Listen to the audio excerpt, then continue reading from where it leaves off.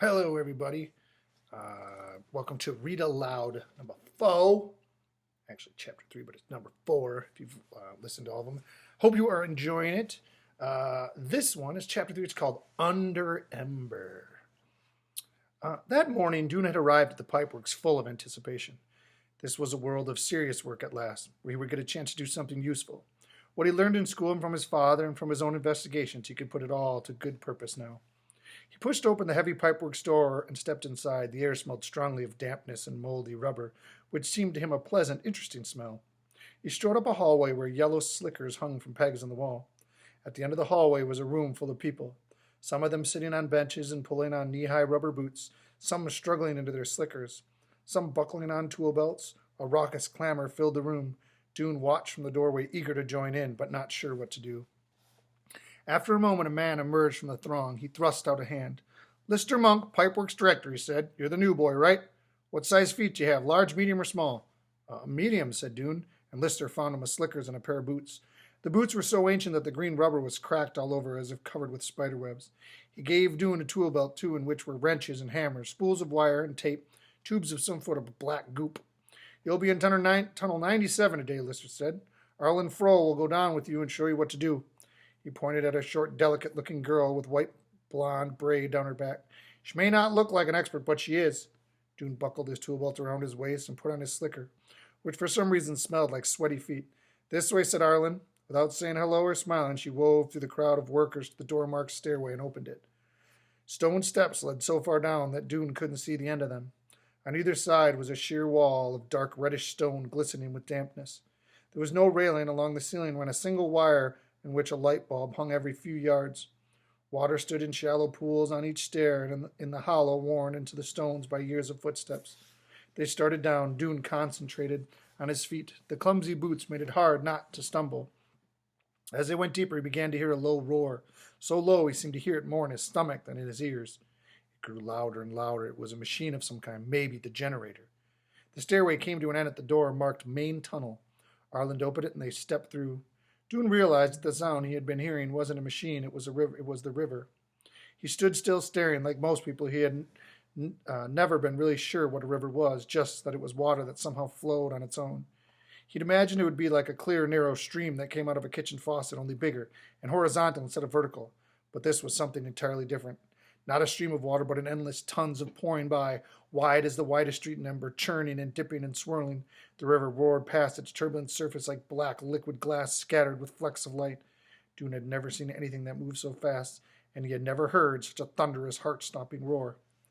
The path they stood on was about 6 feet wide and ran parallel to the river for farther than Doon could see in both directions. In the wall along the path were openings that must lead, Doon thought, to the tunnels that branched everywhere below the city.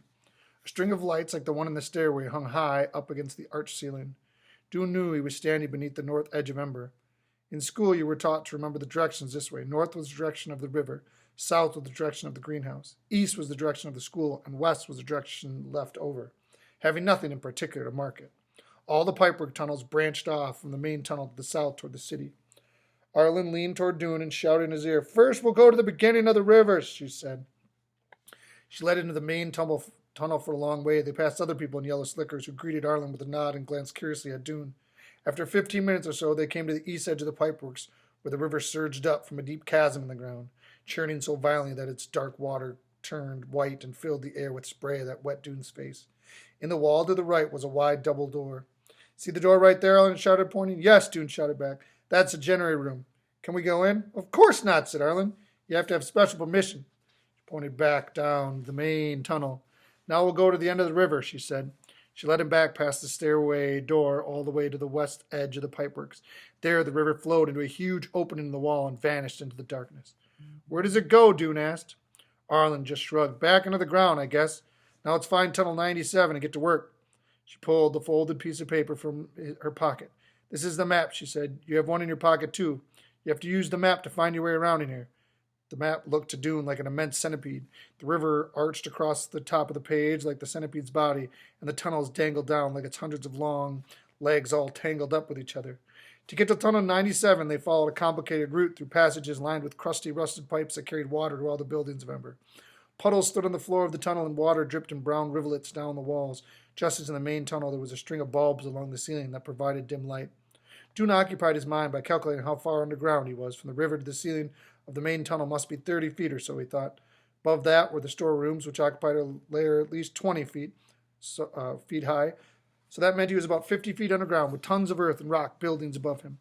The thought made him tense up in his shoulders. He cast a quick glance upward, as if all the weight might collapse onto his head. "Here we are," said Arlen. She was standing next to a leak that spurted a stream of water straight from the wall. "We have to turn the shut-off valve, take the pipe apart, put on a new connector, and stick it back together again." With wrenches and hammers and washers and black oop, they did this, getting soaked in the process. It took them most of the morning and proved to Doon the city was even in worse shape than he suspected. Only there were lights about to fail and supplies about to run out, but the water system was breaking down. The whole city was crumbling, and what was anyone doing about it? When the lunch break came, Arlen took her lunch sack from her pocket and her tool belt and went off to meet some friends a few tunnels away. "You stay right here and wait until I get back," she said as she left. "If you wander around, you'll get lost." But Doon set out as soon as she disappeared. Using the map, he found his way back to the main tunnel, then hurried to the east end. He wasn't going to wait for a special permission to see the generator. He was pretty sure he could find a way to get it in on his own. And he did. He simply stood by the door and waited for someone to come out. Quite soon, a stout woman carrying a lunch sack pushed open the door and walked away. She didn't notice him. Before the door could close again, Doon slipped inside. Such a horrendous noise met him, and he staggered backward a few steps. It was an ear-splitting, growling, grinding, screaming noise, shot through with a hoarse, rackety-rack sound with the underscore of a chugga-chugga-chugga-chugga. Doon clapped his hand over his ears and stepped forward. In front of him was a gigantic black machine 2 stories high. It was vibrating so hard it looked as if it might explode any second. Several people wearing earmuffs were busy around. None of them noticed him come in. He tapped one of them on the shoulder, and the person jumped and whirled around. He was an old man, Doon saw, with deep-lined brown face. "I want to learn about the generator," Doon screamed. But he might well have saved his breath. No one could be heard in this uproar. The old man glared at him, made a shooing motion with his hand, and turned back to work. Doon stood and watched for a while. Besides the huge machine were ladders on wheels, and that workers pushed back and forth, climbed up to reach the higher parts. All over the room, greasy-looking cans and tools littered the floor against the walls. Stood big bins holding every kind of bolt and screw and gear and lever and rod and loop, tube, all of them black with age and jumbled together. The workers scurried between the bins and generator and simply stood and watched the thing shake. After a few minutes, Doon left. He was horrified. All of his life, he had studied how things work. It was one of his favorite things to do. He could take apart an old watch and put it back together exactly as it had been. He understood how the faucets in the sink worked. He'd fixed the toilet many times. He made a wheel cart out of parts of an old armchair. He even had a hazy idea of what was going on with the refrigerator. He was proud of his mechanical talent. There was only one thing he didn't understand at all, and that was electricity. What was the power that ran through the wires and into the light bulbs? Where did it come from? He had thought that he could just look at the generator. He would have the clue he needed. From there, he could begin to work on the solution and would keep the light of Ember burning. But one glimpse of the generator showed him how foolish he was. He'd expected to see something whose workings he could understand. A wheel turning, a spark being struck, some wires that led from one point to another. But this monstrous roaring thing, he wondered if anyone understood how it worked. It looked as if all they were doing was trying to keep it from flying apart. As it turned out, he was right. When the day was over and he was upstairs taking off his boots and slicker, he saw the old man from the generator room and went to talk to him. "Can you explain to me about the generator?" he asked. "Could you tell me how it works?" The old man just sighed. "All I know is the river makes it go." "But how?" The man shrugged. "Who knows? Our job is just to keep it from breaking down. If a part breaks, we've got to put a new one in. If the part freezes up, we've got to oil it." He wiped his hands and wearily across his forehead, leaving a streak of black grease. "I've been working on the generator for 20 years. It's always managed to chug along, but this year, I don't know. The thing seems to break down every couple minutes." He cracked a wry smile. "Of course, here we might run out of light bulbs before that. Then it won't matter if the generator works or not." Running out of light bulbs, running out of power, running out of time, disaster was right around the corner. That's what Doon was thinking about when he stopped outside the gathering hall. On his way home, he saw Lina on the roof. She looked so free and happy up there. He didn't know why she was on the roof, but he wasn't surprised. It was the kind of thing she did, turning up in unexpected places, and now she was a messenger. She could go just about anywhere. But how could you be so lighthearted when everything was falling apart? He headed for home. He lived with his father in a 2-bedroom apartment over his father's shop in the Green Great Square, the small item shop which sold things like nails, pins, tacks, clips, springs, jar lids, doorknobs, bits of wire, shards of glass, chunks of wood, and other small things that might be useful in some way. The small item shop had overflowed somewhat into the apartment above. In their front room, Where other people might display a nice teapot or a tabletop or a few attractive squashes or tomatoes on the shelf, they had buckets and boxes and baskets full of spare items for the shop. Things Doon's father had collected but not yet organized for selling. Often these items spilled over onto the floor. It was easy to trip over things in the apartment, and not a good idea to go barefoot. Today, Doon didn't stop into the shop to see his father before going upstairs. He wasn't in the mood for conversation. He removed 2 buckets of stuff from the couch. It looked like mostly shoe heels and flopped down on the cushion. He'd been stupid to think he could understand the generator just by looking at it, when the other people had been working on it their entire lives. The thing was, he had to admit, he always thought he was smarter than other people. He'd been sure he could learn about electricity and help save the city. He wanted to be the one to do it. He imagined many times a ceremony in Harkin Square organized to thank him for saving Ember, with the entire population in attendance and his father beaming from the front row. All Doon's life, his father had been saying to him, "You're a good boy and you're a smart boy. You'll do grand things someday, I know you will." But Doon hadn't done much that was grand so far. He ached to do something truly important, like finding the secret of electricity, and as his father watched, be rewarded for his achievement. The size of the reward didn't matter. A small certificate would do, or maybe a badge to sew on his jacket. Now he's stuck in the muck of the pipeworks, patching up pipes that would leak and break again in a matter of days. He was even more useless and boring than being a messenger. The thought made him suddenly furious. He sat up, grabbed a shoe heel out of the bucket at his feet, and hurled it with all his might. It arrived at the front door just as the door opened. Doon heard a thwack and a loud "ouch!" At the same moment he saw the long, thin, tired-looking face of his father in the doorway. Doon's anger drained away. "Oh, I hit you, Father. I'm so sorry." Doon's father rubbed the side of his head. He was a tall man, bald as a peeled potato, with a high forehead and a long chin. He had the kind, slightly puzzled gray eyes. "Got me in the air," he said. "What was that?" "I got angry for a second," said Doon. "I threw one of those old heels." "I see," said his father. He brushed some bottle tops off the chairs and sat down. "Does it have to do with your first day of work, son?" "Yes," said Doon. His father nodded. "Why don't you tell me about it?" Doon told him. When he had finished, his father ran a hand across his bald head as if smoothing down hair that wasn't even there. He sighed. "Well," he said, "it sounds unpleasant, I have to admit. About the generator especially, that's bad news. But the Pipeworks is your assignment, no way around it. What you get is what you get. What you do with what you get, though, that's more important, wouldn't you say?" He looked at Doon and smiled at him a bit sadly. "I guess so," Doon said. "But what can I do?"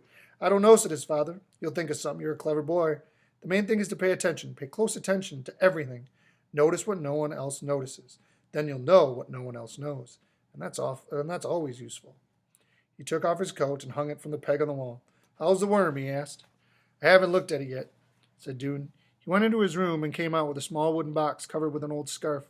He set the box on the table and took off the scarf, and he and his father both bent over to look inside. A couple of limp cabbage leaves lay on the bottom of the box. On one of the leaves was a worm about an inch long. A few days before school ended, Doon had found the worm on the outside of a cabbage leaf he was slicing up for dinner.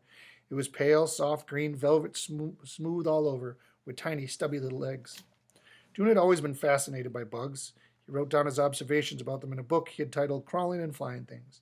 Each page of the book was divided lengthwise down the center. On the left, he drew his pictures with a pencil sharpened to a needle-like point. Moth wings with their branching patterns or veins, spiders' legs, which had minute hairs and tiny feet like claws, beetles with their feelers and their glossy armor. On the right, he wrote what he observed about the creature. He noted what it ate, where it slept, where it laid its eggs, and if he knew how long it lived. That was difficult with fast-moving creatures like moths and spiders. To learn anything about them, he had to catch what glimpses he could as they lived their lives out in the open. He had put them in a box. They scrambled around for a few days, but then they died. This worm, though, was different. It seemed perfectly happy to live in a box Doon had made for it. So far, it did only 3 things: eat, sleep — it looked like sleeping, though Doon couldn't tell if the worm closed its eyes or if it had eyes — and expel tiny black poop balls, and that was it. "I've had it for 5 days now," said Doon. "It's twice as big as it was when I got it. It's eaten 2 square inches of cabbage leaf." "You writing all this down?" Doon nodded. "Maybe," said the father, "you'll find some interesting new bugs in the Pipeworks." "Maybe," said Doon. But to himself, he said, "No, that's not enough. I can't go plodding around the Pipeworks, stopping up leaks and looking for bugs and pretending there's no emergency. I have to find something important down there. Something that's going to help. I have to. I just have to."